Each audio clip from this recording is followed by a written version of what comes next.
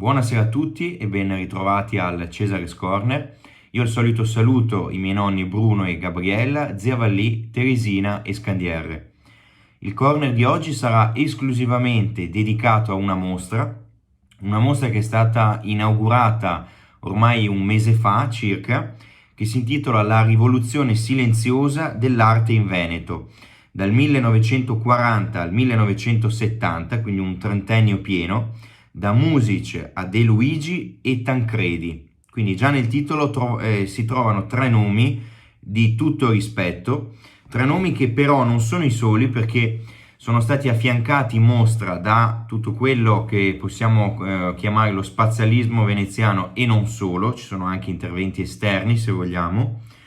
Una mostra piena, densa, che merita un corner intero, per il semplice fatto che ho avuto il piacere di contribuire con un testo critico su Mario De Luigi, quindi non solo Tancredi. Nei corner voi mi avete sempre sentito raccontare Tancredi, fare un'analisi delle opere. C'è un corner solo su Tancredi che risale circa un anno e mezzo fa ormai. Questa volta ho scritto su Mario De Luigi però. Prima però di presentarvi la mostra, siccome ci sono i video, ci sono i contributi, preferisco presentarvi prima tutti i contributi di Giovanni Granzotto, di Antonella Alban, che sono stati curatori di questa mostra, di Stefano Cecchetto, di tutti quelli che sono intervenuti nella presentazione critica, e ci ritroviamo qui tra poco per aggiungere un qualcosa in più. Grazie.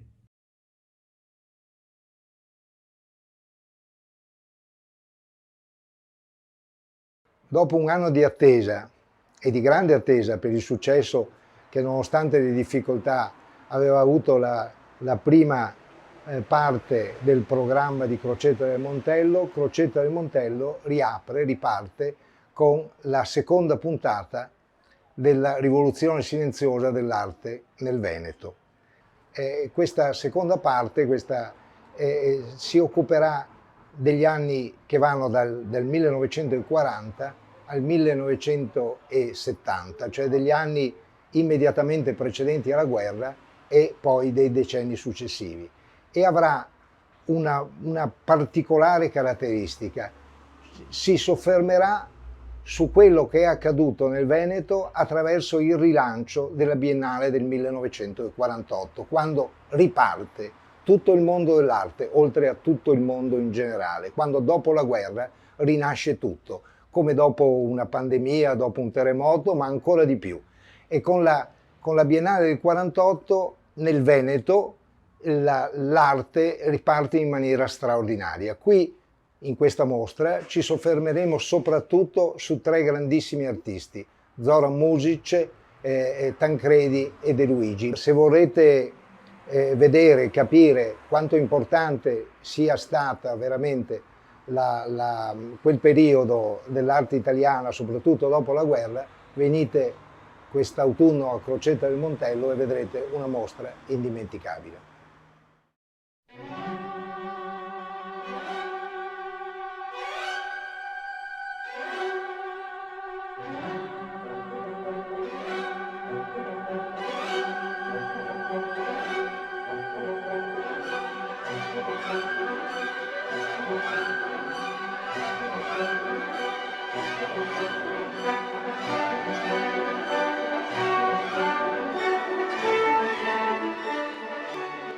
Buonasera a tutti, è un piacere essere qui a questa mostra, che è la seconda di una trilogia che io reputo quasi come un sismografo dell'arte veneta del Novecento. Un sismografo che ha appunto dei moti sussultori, ondulatori, e che muove in qualche modo il linguaggio dell'arte. Questa seconda mostra in particolare tocca proprio i temi del linguaggio, il linguaggio come, diciamo, come quasi il Vangelo dell'artista che cambia il suo punto di vista e trasforma dalla figurazione all'astrattismo quel modo cioè il vedere che diventa sentire, cioè l'artista a questo punto non rappresenta più quello che vede, ma rappresenta quello che sente, lo stato d'animo. Questo è una delle peculiarità principali di questi artisti, che sono appunto protagonisti dell'arte veneta, ma anche dell'arte nazionale e internazionale. Pensiamo appunto ai rapporti che questi artisti hanno con la Biennale di Venezia, con la Fondazione Bevilacqua La Masa, con le gallerie importanti dell'epoca, del secondo dopoguerra, e con questo modo di vedere e di sentire l'arte in maniera diversa.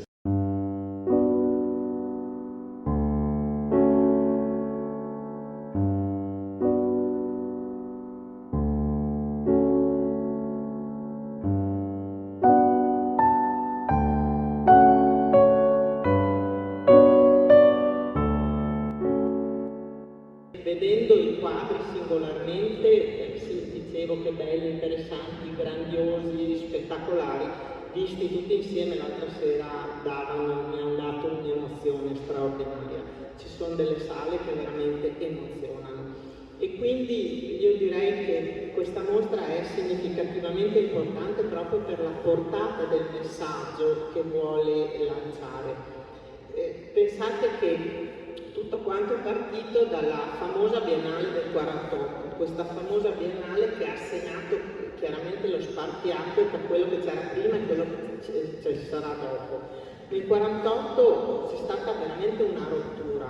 Tra gli altri artisti, pensate, c'era una grande sala di Picasso, per cui poi da qui il cubismo ha radicato le sue fondamenta negli artisti veneti in maniera significativa, ma c'è stata anche la presentazione di una grande sala con tutta la collezione di Peggy Guggenheim. E questo è stato sconvolgente per l'arte, perché immaginate per la prima volta avere un rapporto diretto con l'espressionismo astratto e l'arte d'oltreoceano ha cambiato completamente i parametri visivi degli artisti, e coloro che erano più sensibili si sono avvicinati ad un nuovo modo di vedere. Allora, le tre personalità significative che sono ben rappresentate in questa mostra, lo diceva prima Stefano Cecchetto, sono Music, De Luigi e Tancredi, che sono tre pilastri di questo periodo. Ma c'è stata anche un'altra significativa rivoluzione che per me è stata veramente importante, e io l'ho chiamata una stagione irripetibile nel saggio che io ho scritto. Ed è quella che la vera rivoluzione che è rappresentata dal gruppo chiaramente dello spazialismo veneziano. Questo spazialismo veneziano rappresentato da Guidi, De Luigi, Tancredi, Morandis, Bazzi, Vianello, e poi a loro si sono aggiunti anche un giovane Finzi, un giovane Licata e Rampin. Sono stati veramente significativamente di rottura, ma hanno anche saputo interpretare quella che è la concezione della luce veneziana attraverso una visione incredibilmente sensibile nei confronti del cromatismo e sensibile anche nei confronti dell'interiorità. È chiaro che non è mai stato abbandonato totalmente il campo figurativo, perché un riferimento alla natura, allo spazio, alla luce c'è sempre stato.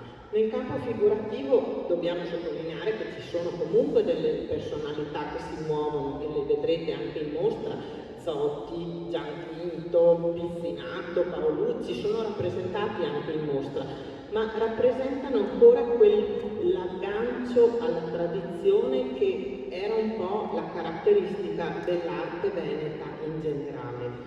La stagione più amata per me è appunto quella dello spazialismo veneziano, una lezione che è legata soprattutto a quella che è stata la rivoluzione della visione dello spazio, che ci ha portato oltre. È uno spazio che va al di là di quello che vediamo, al di là del visibile, e che va invece verso l'invisibile, verso l'interiorità, ma anche verso il cosmo. È una mostra impegnativa, una mostra molto coinvolgente, ma bisogna saperla leggere, bisogna soprattutto lasciare aprire gli occhi e la mente e soprattutto il cuore alle emozioni che ci vengono date parte attraverso queste opere così importanti. Vi auguro veramente di apprezzare e di vedere con gli occhi del cuore e dell'anima queste opere che sono veramente straordinarie.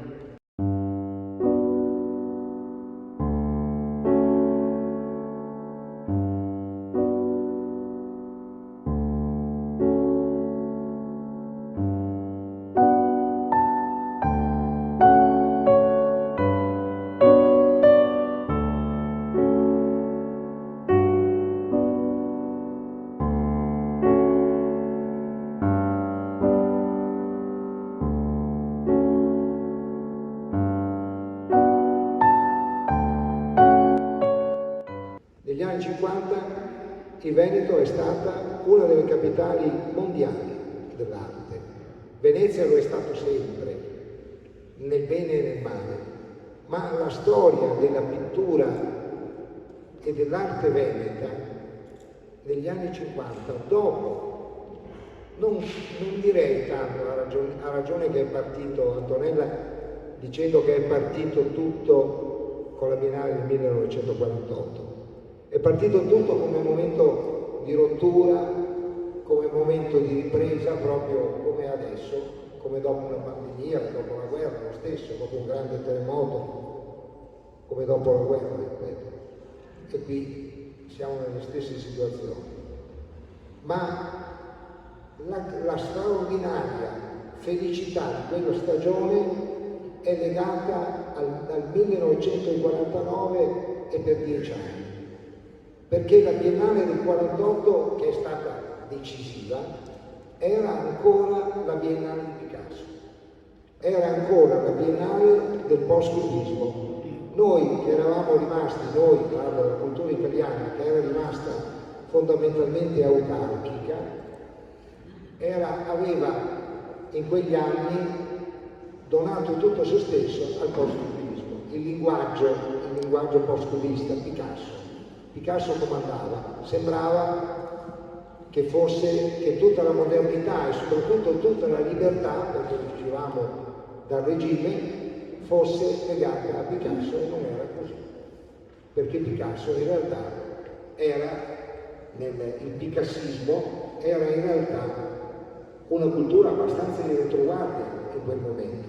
C'era il grande informale europeo che per buona parte inventato dai francesi e c'era l'espressionismo astratto americano e c'era la grande cultura americana. In realtà anche il padiglione americano, che era poi il padiglione di Pepe di Guggenheim di fatto, aveva dei limiti, non c'era poco Rothko, c'era poco De Kooning, c'era qualcosa di De Kooning, non c'era Gorky, non c'erano le grandi frustate della modernità americana, che era fondamentale, era l'altra visione dell'informale che si erano inventati loro sotto la guida di Gorky. Ecco, in quel momento, dopo la Biennale del 48, il Veneto diventa prima di tutto per gli spazialisti, perché gli spazialisti veneziani sono il momento più alto forse di tutto il post-spazialismo, di tutta la pittura italiana dopo Fontana, perché coniugano la dimensione, questa nuova visione dello spazio siderale, una nuova proprio visione dello spazio con la pittura, con la pittoricità veneziana, con l'idea di uno spazio ideale e di uno spazio fisico come Venezia stessa.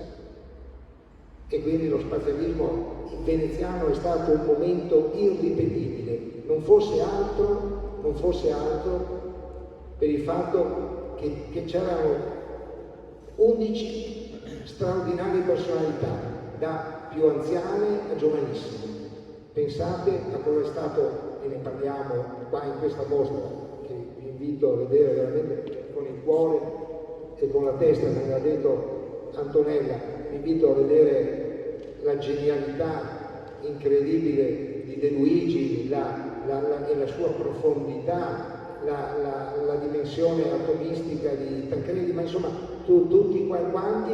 E in quegli anni negli anni 50, nel Veneto ci sono stati degli altri artisti che hanno trovato un momento di maturità e di rivoluzione molto silenziosa, come per esempio Zoran Mosic, il poeta per eccellenza, un dalmato, un istriano, che poi è diventato cittadino del mondo, ma che a Venezia riconosce tutte le potenzialità della poesia, dell'atmosfericità, anche quando dipinge l'Istria, quando dipinge l'Umbria, quando dipinge la Toscana, ma è sempre pregno di quella luce veneta.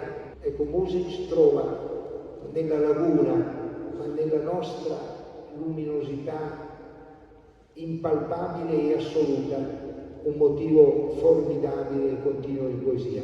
Ma nel Veneto, a Venezia, ma non solo, c'è anche un'altra forma di rivoluzione. Si abbandona il picassismo, si abbandona il post-cubismo e si va verso un informale di una intensità, di una potenza che riesce in qualche maniera perfino a superare e a squarciare l'informale tradizionale europeo.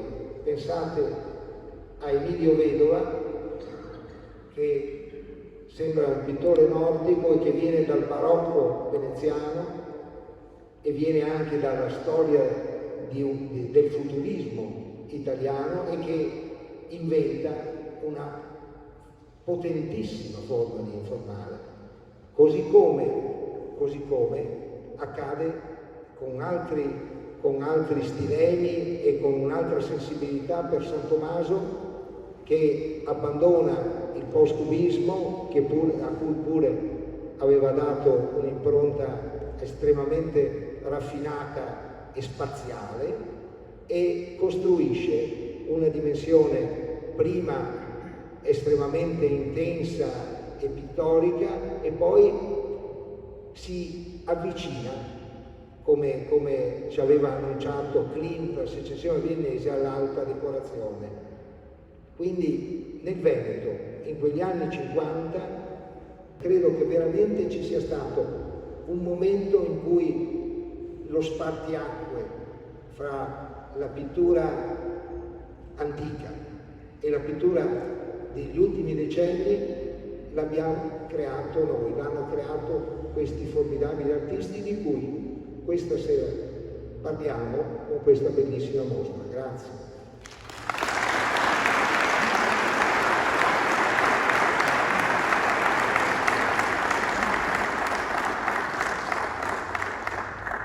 Rieccoci qui. Allora, oltre al fatto che non saprei veramente che cosa aggiungere dopo i contributi di Giovanni, di Antonella, di Stefano, eccetera, quello che voglio in primis sottolineare è il fatto che tutto questo è stato reso possibile dal contributo essenziale di Renzo Limana. Abbiamo visto, direttore di Art Dolomites, colui che per primo ha creduto nella possibilità di realizzare una mostra di questo livello, e sottolineo, come ha detto Antonella, che la portata di questa mostra non sta nella qualità delle singole opere, che comunque sono altissime, nel senso che ci sono in mostra dei Tancredi, ci sono dei Music che veramente fanno rabbrividire, sono delle bombe atomiche. Voi andate nei musei più importanti d'Italia e non solo e trovate opere di pari livello. Quindi questa è una mostra veramente da grandissimo museo d'arte pubblico. Quindi ecco, va sottolineata la qualità specifica delle singole opere. Ma oltre a questo, quello che veramente rende la mostra grandiosa è la portata di insieme. Il fatto che non sia un insieme di tante belle opere, ma sia un percorso organico, unitario e coerente che vede in un trentennio intero tutto il meglio dell'arte italiana. Chiaro che molti mi potranno dire: ma questa può essere una mostra campanilista, si porta avanti solo l'arte in Veneto, eccetera, eccetera. Il punto è che lo possiamo fare. Lo possiamo fare perché? Perché lo spazialismo veneziano in quel preciso periodo di tempo, diciamo un decennio, che va dal 48, l'anno in cui appunto gli spazialisti veneziani aderiscono allo spazialismo milanese nato l'anno prima nel 47, fino a circa il 58, che è l'ultima biennale che vede gli spazialisti esporre, quindi sono 10 anni tondi. Ecco, lo spazialismo è stato a tutti gli effetti uno dei movimenti, chiamiamolo movimento, tendenza, corrente, quello che volete, che veramente ha avuto lo strascico più lungo di questi 30 anni considerati. Quindi il fatto che ben oltre il 58 si continui a ragionare sul concetto di spazio in mezza Europa, e questo è stato chiaramente reso possibile in primis da Lucio Fontana. Ma va sottolineato come lo spazialismo veneziano abbia una matrice identitaria profonda che è la pittura tonale. Quindi il fatto che la più grande differenza tra lo spazialismo veneziano e quello milanese sia proprio il colore, la luce. Una luce che vive solo a Venezia e vive di Venezia. Quindi solo un artista che nasce a Venezia, un artista che vive Venezia si può rendere conto di quel tipo di luce che fa il suo ingresso in tutto lo spazialismo veneziano. Ecco, quella luce, la luce di Bellini, la luce di tutti i pittori di Tintoretto, eccetera, tutti i grandi della storia che l'hanno poi tramandata fino agli spazialisti veneziani, continua a vivere in quelle opere. Inoltre, un'altra frase che voglio sottolineare di Antonella è quando lei dice che questa è stata una stagione irripetibile. Verissimo. Verissimo perché da un lato abbiamo visto una serie di coincidenze, no? Cioè nel 48 riaprono tutti. La Bevilacqua La Masa, la Fondazione Cini, la Biennale Arte di Venezia, riapre anche tutto ciò che riguarda il mondo del cinema. Quindi nello stesso anno, a distanza di 6 anni dall'ultima biennale, troviamo una coincidenza di riaperture tutte sincronizzate che fa in pratica fare un salto in avanti incredibile a tutta l'arte veneziana e non solo all'arte, perché durante la guerra il mondo del cinema, i più importanti intellettuali di tutta Italia, il mondo dello spettacolo, il mondo del teatro, dell'arte, della filosofia, del giornalismo, eccetera, gran parte di questi intellettuali si erano rifugiati a Venezia. Questo ci porta a dire che a Venezia siamo in grado di registrare il più grande fermento culturale di tutta Italia. Questo perché? Perché durante la guerra c'era stata una sorta di tacito accordo tra tutte le potenze che erano in guerra e quindi lì si può dire che ci sia una sorta di zona franca, no? Una sorta di terra di nessuno. E quindi tutti questi intellettuali, tutti i vari esponenti della cultura si ritrovano a Venezia. Venezia, come si può dire, da un certo punto di vista resta comunque isolata rispetto a tutto il resto d'Italia e continua a rimuginare su se stessa, continua a dar vita a un profondissimo dibattito culturale. Nel momento stesso in cui la guerra finisce, tutta questa concentrazione si apre, si espande. Ecco che tutto il fermento che prima era solo a Venezia viene irradiato a tutta Italia. Venezia è sede della Biennale. Abbiamo visto, no? Il discorso, Giovanni giustamente sottolineava come questa sorta di rivoluzione non parta nel 48, che comunque è ancora la Biennale di Picasso, ma parta nel 49, in cui finalmente l'arte italiana veneta, in questo caso, inizia a prendere un certo peso. Allora io, più che dar ragione, dar torto, perché sono delle considerazioni giustissime, voglio sottolineare che cosa, o meglio, voglio percorrere insieme a voi. Io mi sono laureato proprio su questo periodo, quindi io avevo analizzato nello specifico tutte le biennali che vanno dal 48 al 64, perché erano gli anni che mi servivano per Tancredi. La sua prima mostra nel 49, muore nel 64. Quindi prendo quella del 48 perché? Perché lui l'ha vista, perché era un giovane artista veneziano. Ecco, un'altra cosa da considerare è il fatto che laddove magari in altre zone d'Italia, magari in Puglia, magari in Sardegna, magari in Sicilia, eccetera. Questi artisti non è che avessero sempre modo di frequentare, di visitare la Biennale di Venezia. Perché? Vuoi per i trasporti, vuoi per condizioni semplicemente economiche. Tanti artisti, è un po' anche il mito dell'artista, no? Non avevano i soldi per permettersi un viaggio fino a Venezia. Poi, per carità, c'erano quelli che viaggiavano senza una lira in tasca pur di vedere i grandi dell'arte. Però è un dato che quando si compie una ricerca storica non si può dare per scontato. Bisogna capire chi ha visto quella biennale. In questo senso tutti gli artisti veneti hanno avuto una marcia in più. Perché? Perché erano già lì.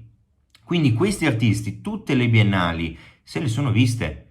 E se le sono viste alcuni di questi da giovanissimi. Esempio fra tutti il caso di Tancredi. Ecco, Tancredi fa la sua prima mostra nel 49, ma nel 48 è chiaro che è stato alla Biennale di Venezia. Perché? Perché tanti suoi amici più grandi esponevano a quella Biennale. Perché? Perché lui viveva già a Venezia, quindi c'è tutta una serie di considerazioni da fare, anche di vicinanza geografica, che ci porta a dire che non solo la Biennale di Venezia è stata per oltre, 30-40 anni il fenomeno veramente che creava l'arte, era il luogo dove bisognava essere se si voleva esplodere, se si voleva essere lanciati nel mondo dell'arte. Tutta la scuola veneta ha avuto la fortuna di giocare in casa, quindi tutti hanno visto queste biennali.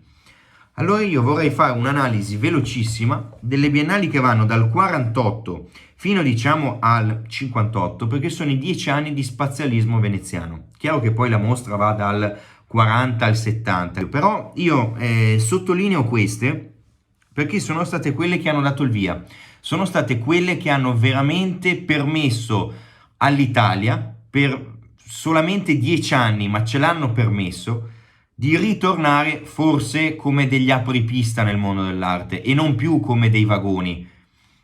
Allora, Biennale del 48. Inizia l'incipit della prefazione scritta dal presidente Giovanni Ponti nel catalogo della Biennale. Quindi la prima cosa che leggete aprendo quel catalogo della Biennale è: dopo 6 anni di interruzioni a causa della guerra, la Biennale riapre i battenti dei suoi padiglioni. Quindi si parte già con questo, no? Si parte col fatto che per 6 anni non si è visto nulla. Che significa che da un lato ci sono 6 anni di arretrati, ci sono 6 anni di pittura che vanno recuperati, ma dall'altro lato è anche vero che durante la guerra non si è visto nulla comunque, durante già la prima guerra. Perché? Perché tra Hitler e Mussolini si può dire che ci sia stato, una sorta di censura su gran parte dell'arte che veniva prodotta. Se pensiamo alla sorte che è toccata per le Entartete Kunst, al cubismo, al surrealismo, all'astrattismo, eccetera, ci rendiamo subito conto che tanta arte è stata fatta, è stata prodotta, ma non è stata esposta, e se è stata esposta è stato fatto solo localmente. Ora c'è bisogno di recuperare.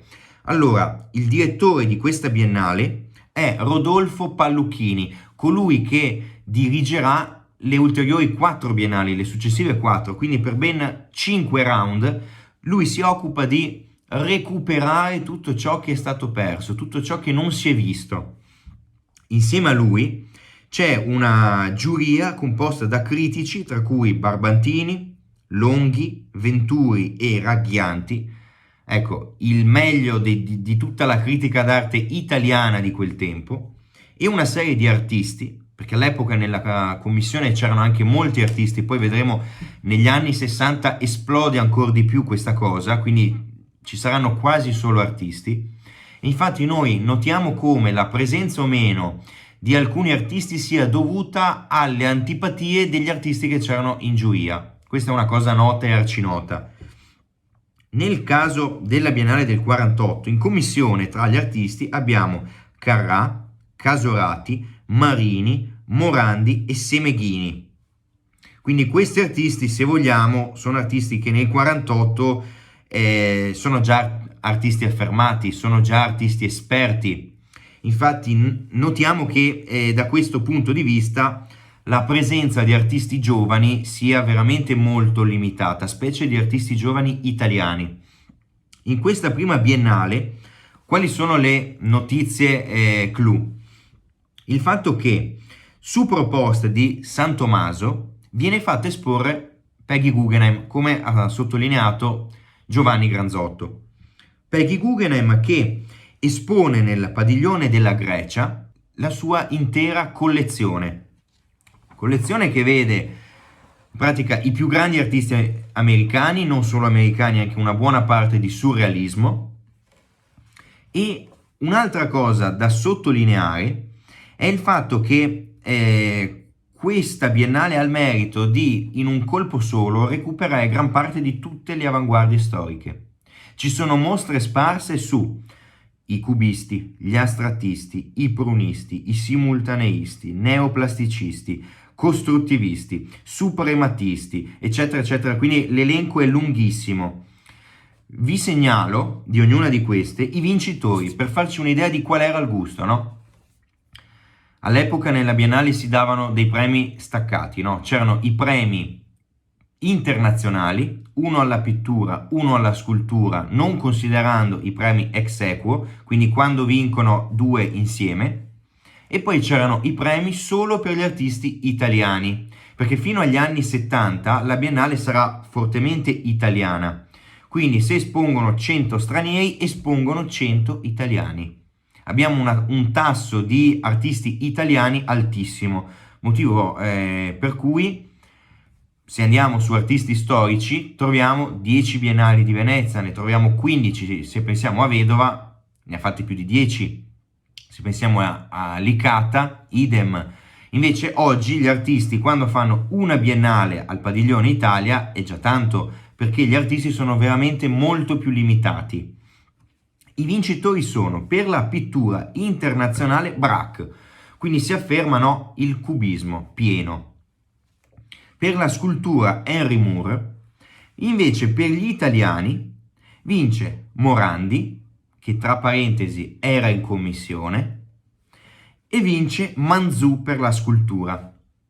Quindi già ci rendiamo conto dei nomi, no? Nomi, vi ripeto, già molto affermati, quindi niente di nuovo.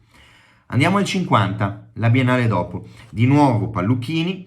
Le più grandi retrospettive sono i futuristi italiani, ecco qua il primo recupero storico, i futuristi italiani, i Fauve, su indicazione di Longhi e Ragghianti, il gruppo Der Blaue Reiter e i 4 maestri del cubismo. Quindi abbiamo visto Fauve, Blaue Reiter, eccetera, erano tutte tendenze che in Germania erano state scartate, erano state boicottate. Inoltre si registra la prod di de Kooning, Gorky, Pollock e Tobey nel padiglione americano. In contemporanea, e qui è giusto sottolineare un ponte che c'è stato Italia-America, che ci permette di comprendere il perché della Biennale del 64, il perché di tanto sviluppo americano, è un ponte che si crea tra due figure importantissime in questo periodo. Peggy Guggenheim, quella che abbiamo visto esporre già nel 48, che si era trasferita a Palazzo Venier dei Leoni tra il 48 e il 49, quindi aveva piantato una sua fissa dimora esponendo una collezione che nessuno aveva mai visto in tutta Italia. E il secondo attore in gioco si chiama Carlo Cardazzo, il direttore della Galleria del Cavallino, che è la figura su cui io sto scrivendo ora la mia tesi di laurea magistrale. Quindi è per me un mito perché è riuscito ad importare in Italia una parte di arte veramente, come si può dire, che in Italia non solo non c'era mai stata, ma veniva anche vista con un certo occhio critico. Non eravamo ancora pronti forse a quel tipo di arte. Lui nel 50 organizza insieme alla Guggenheim la prima mostra personale mai fatta in tutta Europa di Pollock e la curano insieme Cardazzo e la Guggenheim all'ala napoleonica del Museo Correr, mostra presentata da Bruno Alfieri, Oreste Ferrari e Giuseppe Marchiori. Quindi Veramente una mostra di livello incredibile. Quella mostra segna, se vogliamo, il vero ingresso dell'arte americana in tutto il resto d'Europa. Abbiamo poi nel 50 un primo schieramento che viene a definirsi, o meglio, due schieramenti che danno il via a un'opposizione che da lì in poi si estenderà a tutto il resto d'Europa nel giro di circa 6 anni, ovvero da un lato Fronte Nuovo delle Arti, fondato nel 46, quindi prima della Biennale del 48, coordinato dal critico militante Giuseppe Marchiori. Dall'altro lato gli spazialisti che firmano a Milano il manifesto nel 47 e nell'anno successivo i veneziani nel 48. Anche qui la prima mostra che dà il via allo spazialismo veneziano, dove si inaugura di nuovo la Galleria del Cavallino. Siamo nell'ottobre del 52, quindi di nuovo ci rendiamo conto del ruolo di Carlo Cardazzo. Andiamo nel 52. La Biennale del 52 prosegue con queste opposizioni molto aspre tra tutto il versante del realismo e tutto il versante dell'astrattismo. Abbiamo fra tutti quello che spicca della Biennale, colui che mette veramente tutti d'accordo, Renato Guttuso, che in quell'occasione espone una tela importantissima che è La battaglia al ponte dell'ammiraglio. Invece l'artista del gruppo degli 8 che registra il maggior successo si chiama Emilio Vedova. Siamo nel 52. Oltre a questo, finalmente nel 52, terza biennale di Rodolfo Pallucchini, iniziano ad entrare gli artisti emergenti. O meglio, si scrive proprio, afferma il segretario generale in carica, come venga finalmente invitata sia la generazione cosiddetta di mezzo, con le personali di Birolli, di Cassinari, di Guttuso, di Saetti e di Soldati, sia gli artisti che hanno superato la sessantina, con le antologiche su Carrà, su De Pisis, su Guidi, su Morandi, su Semeghini. Quindi abbiamo finalmente un inserimento della nuova guardia, no? Finalmente gli artisti un po' più giovani, che a quell'epoca hanno tra i 30 e i 40 anni, a volte anche meno, entrano alla Biennale. Vediamo i premi del 52. I premi sono a Raoul Dufy per la pittura internazionale, ad Alexander Calder per la scultura internazionale, premi ex aequo per la pittura italiana Saetti e Cassinari, premio per la scultura italiana Marino Marini. Andiamo alla Biennale del 54. Prevalgono le mostre personali, le antologiche su Arp, Ernst e Miro. Questa è la Biennale del Surrealismo. Nel 54 si arriva a far luce sul surrealismo. È chiaro che il surrealismo porta in dote una gran dose di astrattismo. Quindi qui nel 54 il gusto mondiale mediamente si volge verso l'astrattismo.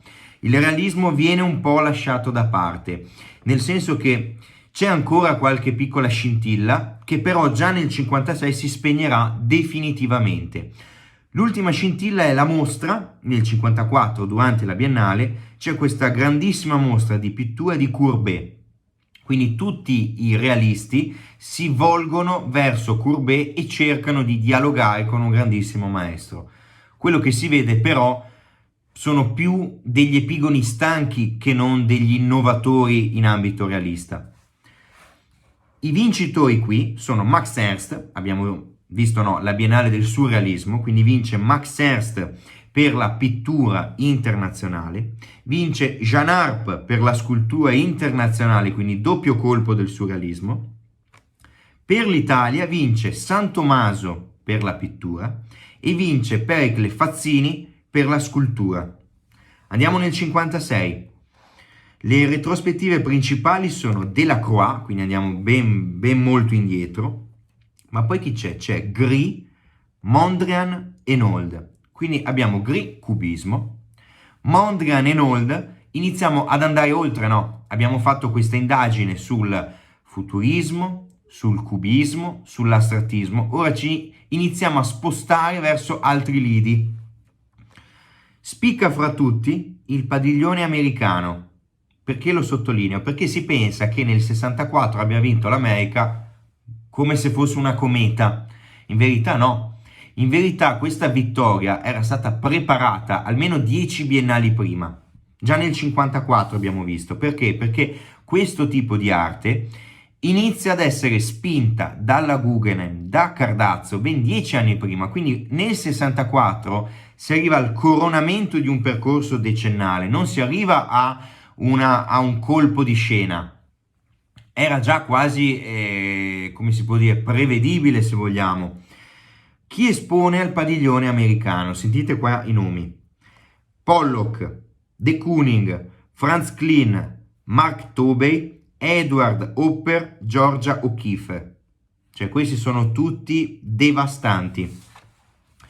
Si prova di nuovo a riproporre l'annoso confronto tra gli astrattisti e i realisti, ma ormai il favore è tutto dalla parte degli astrattisti.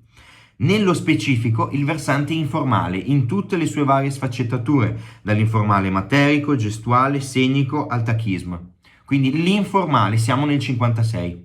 Poi nei primi anni 60 ecco che esplode del tutto. I premi quali sono? Sono Jacques Villon per la pittura internazionale, Chadwick per la scultura internazionale, Afro per la pittura italiana, Emilio Greco per la scultura italiana. Arriviamo nel 58. Perché finisco con il 58? Perché è l'ultima biennale che vede al suo interno gli spazialisti veneziani. Quindi qui si può scrivere la parola fine, o meglio, la vera parola fine si può scrivere in seguito a lo scioglimento da parte di Vedova. Vedova è quello che determina lo scioglimento di tutto lo spazialismo. Nello specifico, nel 58 dovevano partecipare due dei nomi che ci sono su questa copertina, ovvero De Luigi e Tancredi. Nessuno dei due viene invitato. C'è uno scandalo. Io per la tesi su Tancredi ho letto una serie di articoli di giornale che riportano scandalo Tancredi, non è stato invitato alla Biennale. Ci sono delle opere del 58 di Tancredi che dietro hanno le etichette della Biennale, nel senso che sono state delle opere che sono state inviate per essere prese in visione, che si pensava che sarebbero state esposte, poi all'ultimo sono state fatte fuori. Ecco che le opere tornano indietro a Tancredi con le etichette ma senza essere esposte. Per De Luigi stessa cosa. E in generale, ecco, si crede che questa loro mancata partecipazione si debba a un cambiamento all'interno della giuria. La sostituzione di Virgilio Guidi. Virgilio Guidi è stato il mentore di Tancredi, cioè la prima mostra di Tancredi nel 49 la presenta Virgilio Guidi, colui che in un certo senso promuove, che spinge Tancredi in favore della Guggenheim è di nuovo Virgilio Guidi.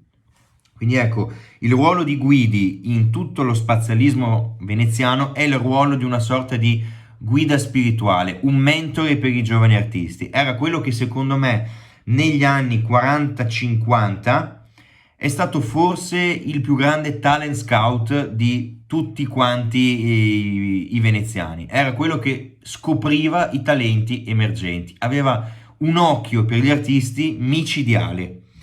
No, non a caso è stato anche consigliere insieme a Zora Music proprio di Carlo Cardazzo. Music e Guidi erano quelli che dicevano a Cardazzo: guarda, c'è questo artista giovane, si chiama Tancredi, investi perché questo è uno giusto. Oppure quest'altro artista che si chiama Tot, e quindi Cardazzo si è sempre fatto guidare da queste due personalità. Stessa cosa anche Peggy Guggenheim, carissima amica di Guidi. Ecco, in questa biennale Guidi viene sostituito da Saetti, che invece non aveva quel ruolo, non gli interessava più di tanto lo spazialismo veneziano, se vogliamo, era di ben altro avviso, e quindi Tancredi e De Luigi vengono scartati. Qui finisce definitivamente lo spazialismo veneziano all'interno della Biennale di Venezia. Vediamo poi inoltre che in questa biennale viene proposta per la prima volta Un certo tipo di arte, che vi ripeto vincerà solo nel 64, però qua si parla di diverse biennali prima, si afferma il New Dada. Jasper Johns espone per la prima volta la sua celebre bandiera e un altro fenomeno inizia, ovvero l'arte cinetica. Uno vince nel 64, il New Dada, l'altro vince nel 66, l'arte cinetica. Quindi ci rendiamo conto che il terreno era già stato preparato 6, 8, 10 anni prima della loro vittoria. I vincitori chi sono? Per la pittura internazionale Mark Tobey, per la scultura internazionale Edoardo Cillida, per la pittura italiana Osvaldo Licini, per la scultura italiana Umberto Mastroianni. Quindi dal punto di vista dei premi ci accorgiamo che spesso e volentieri la Biennale arriva dopo, arriva in ritardo. Ci rendiamo subito conto di che cosa sono state le biennali che vanno dal 48 al 58. Poi chiaramente si può estendere, perché anche quella del 64, del 66 abbiamo visto sono state biennali fondamentali. Però per quello che interessa a noi, per la rivoluzione silenziosa dell'arte in Veneto, queste sono le 10 biennali che veramente, o meglio scusate, le 5 biennali che ci servono maggiormente. Allora, una cosa che a me è piaciuta di questo titolo, la rivoluzione silenziosa, è questo aspetto silenzioso. Perché? Perché in realtà a quel tempo era tutto fuorché silenzioso. A quel tempo gli attori, i protagonisti dello spazialismo veneziano erano gli artisti più acclamati di tutta Italia. Quindi non c'era di sicuro silenzio intorno ai loro nomi. La cosa imbarazzante è che il silenzio ci sia ora, che il silenzio giunga con quanti anni di ritardo, che a 60 anni, 70 anni di distanza non ci sia più quel fermento, o meglio, non ci siano più le condizioni per rendere possibile il fatto di promuovere questo tipo di arte. Che intendo dire? Che se non ci fosse stato Renzo Limana, se non ci fossero stati critici come Giovanni Granzotto e Antonella Albani in questo caso, dello spazialismo veneziano vi assicuro che di mostre ce ne sono veramente molto molto poche. Ci sono mostre singolarmente di Vedova, mostre di Tancredi, già per artisti come De Luigi non c'è quasi nessuna mostra in giro. E questa è una cosa grave perché sembra che ci siamo dimenticati quali siano le correnti che hanno riportato l'Italia a essere apripista rispetto a tutto il resto d'Europa. È una cosa grave, è una cosa che, ecco, questa mostra proprio per questo acquista un livello, un peso ben diverso, quindi io spero vivamente che ne seguano altre. Questo è stato solo il secondo capitolo della rivoluzione silenziosa dell'arte in Veneto. C'era stata un anno fa un'altra mostra che aveva preso i primi 20-30 anni del Novecento, ora c'è questo secondo capitolo, ci sarà un terzo capitolo che arriverà fino ai giorni nostri. Secondo me è stata un'iniziativa incredibile, io spero di far parte anche della prossima mostra, di contribuire con un corner, con un testo critico, quindi lancio l'appello all'organizzatore Renzo Limana, vi ripeto, Art Dolomites, colui che ha reso possibile tutto questo. Mi congratulo infine con i collezionisti per i prestiti e con gli sponsor, perché senza di loro, senza la materia prima, arte e soldi, le mostre non si fanno purtroppo. Io vi ringrazio per avermi seguito, spero di aver chiarito attraverso questa analisi delle biennali, dei nomi che si sono susseguiti, delle mostre che sono state fatte in circa un decennio, dal 48 al 58, avervi spiegato qual era l'humus, qual era il fermento che si registrava in tutto il suolo veneto e soprattutto veneziano. Quindi che cosa ha dato il via, che cosa ha originato la rivoluzione silenziosa dell'arte in Veneto. Spero che da oggi non sia più così tanto silenziosa. E allora vi ringrazio, vi saluto, vi auguro una buona serata e a presto. Grazie.